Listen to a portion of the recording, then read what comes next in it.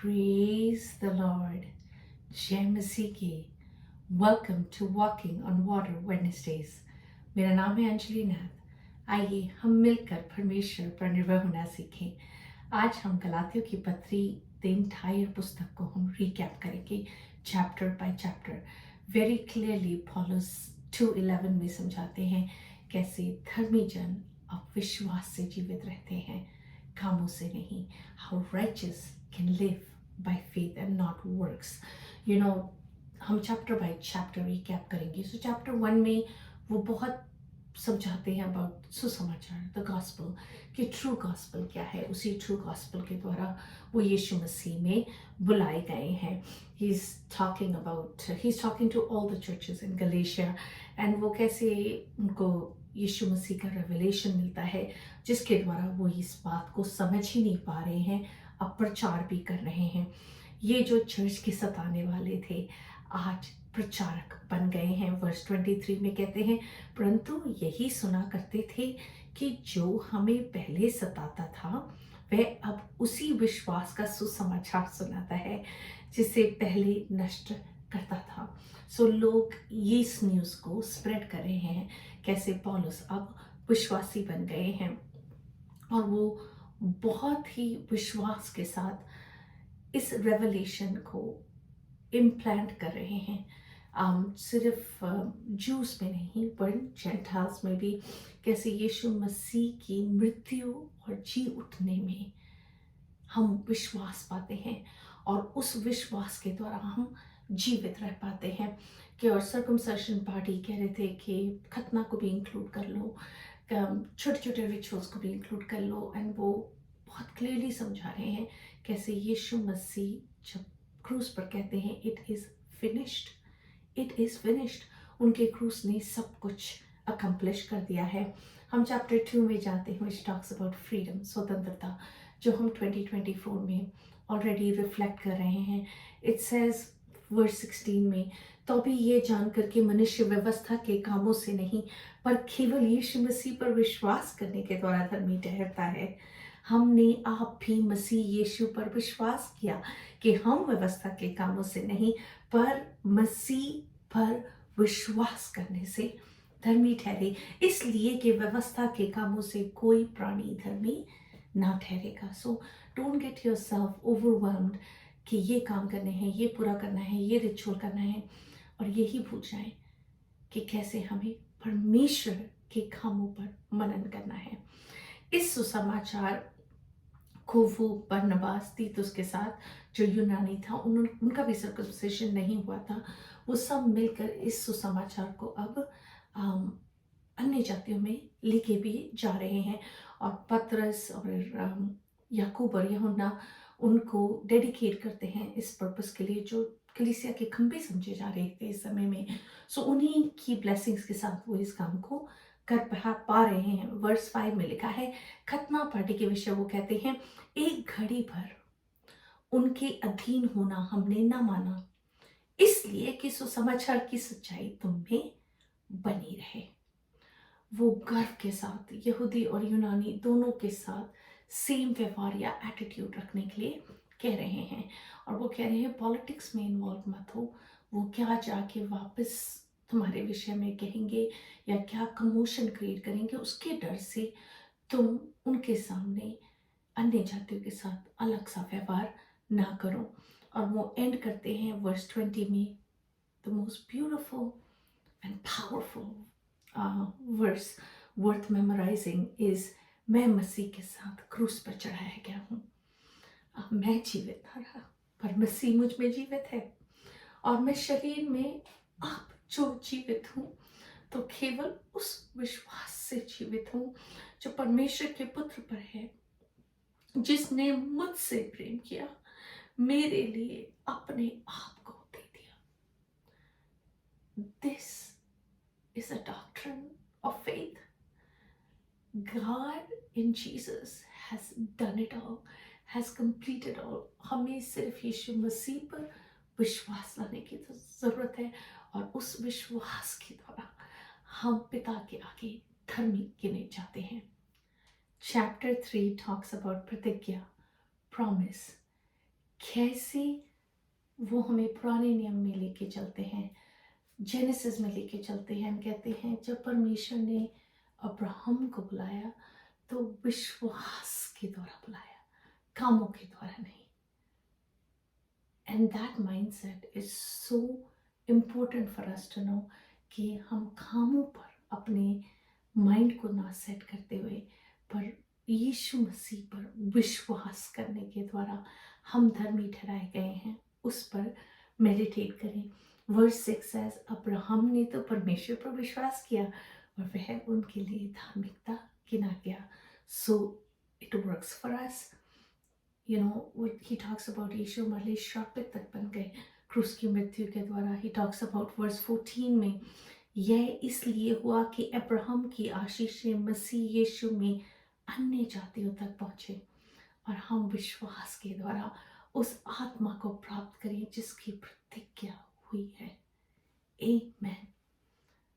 हम आज उस पवित्र आत्मा में फ्लो कर पाते हैं। वर्स 19, तब फिर व्यवस्था क्यों दी गई? वह तो अपराधों के कारण बाद में दी गई कि उस वंश के आने तक रहे जिसको प्रतिज्ञा दी गई थी, और वह स्वर्गदूत के द्वारा एक मध्यस्थ के हाथ ठहराई गई थी।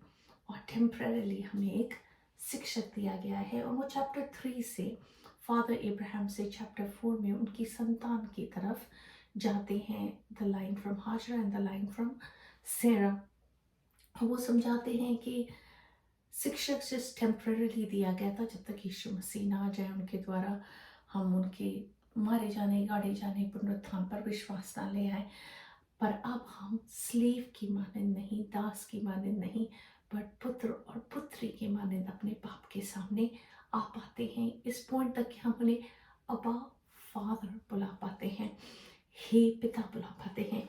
वर्स 19 में लिखा है, हे मेरे बालकों, जब तक तुम में मसीह का रूप ना बन जाए तब तक मैं तुम्हारे लिए चच्चा किसी पीड़ाएं सहता हूँ।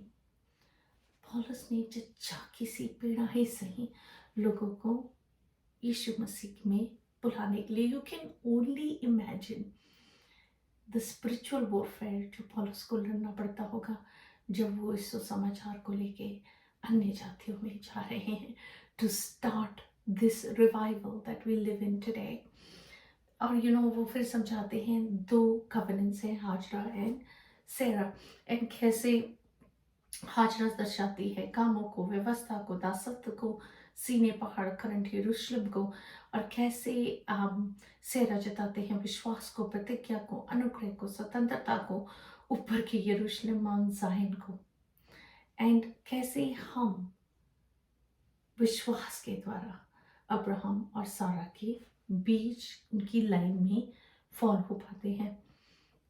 वर्स 23 में कहते हैं, परंतु जो दासी से हुआ वो शारीरिक रीति से जन्मा, और जो स्वतंत्र स्त्री से हुआ वह प्रतिज्ञा के अनुसार जन्मा। सो जब हम नया जीवन पाते हैं, नई सृष्टि बनते हैं, तो हम प्रतिज्ञा के अनुसार पैदा हो पाते हैं।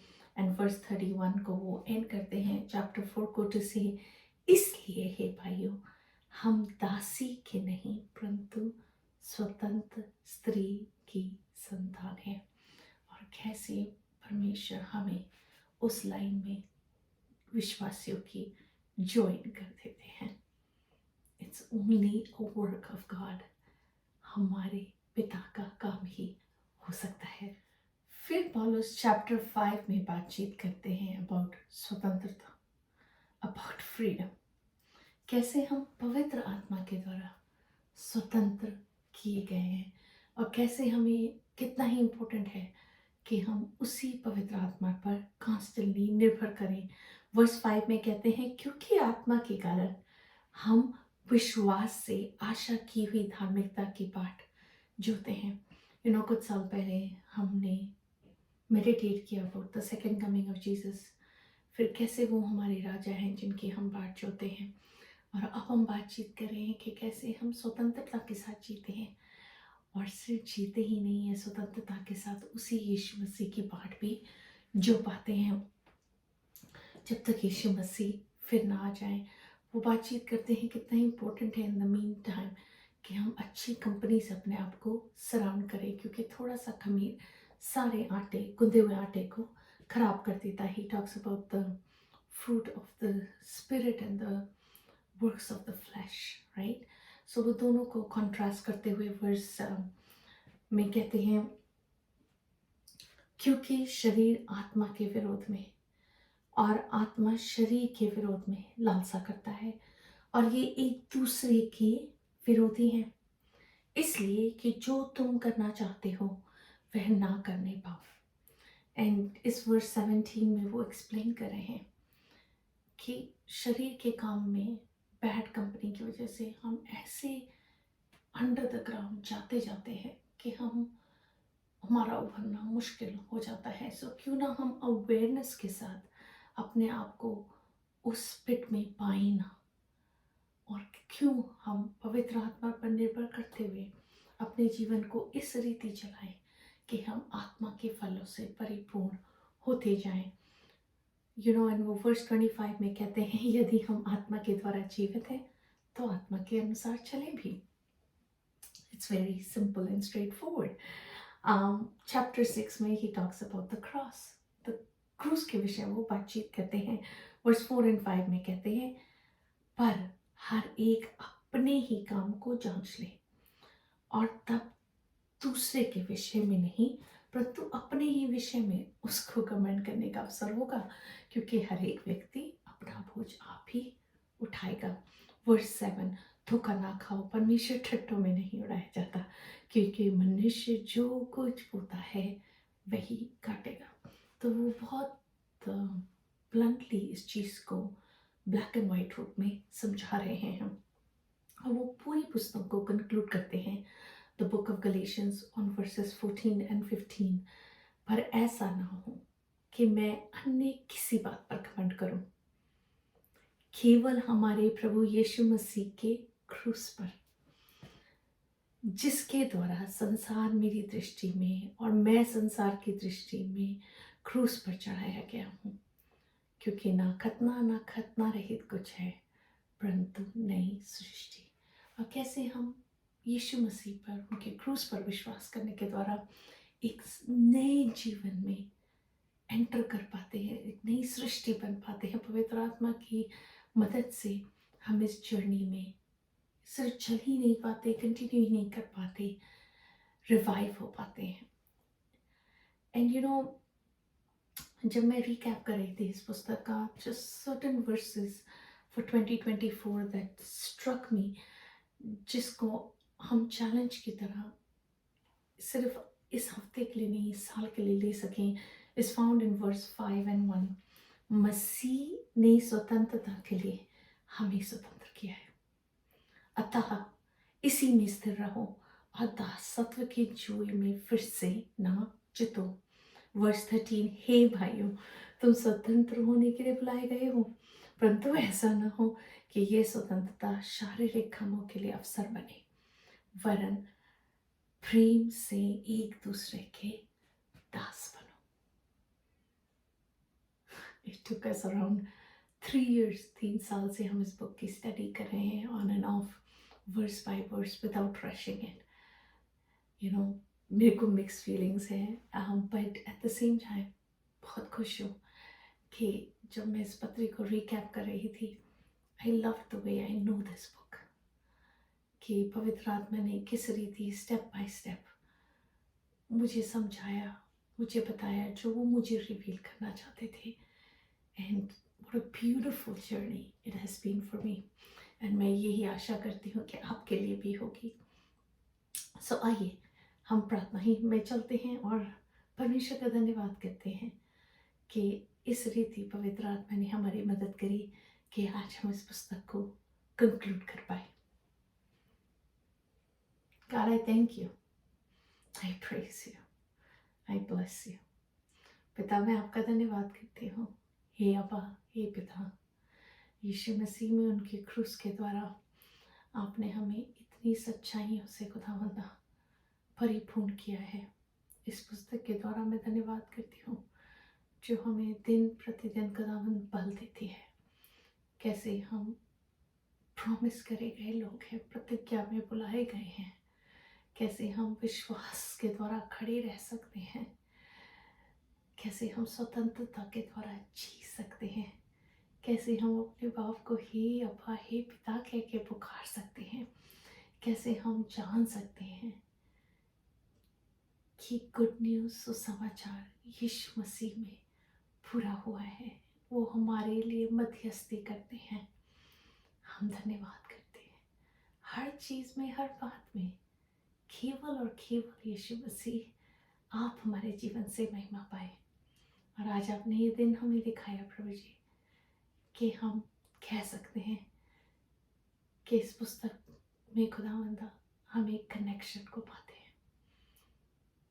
एटलीस्ट मैं इस बात को पूरे कॉन्फिडेंस से कह सकती हूँ खुदावंदा कि when I hear a verse from Galatians, I know it's from the book of Galatians.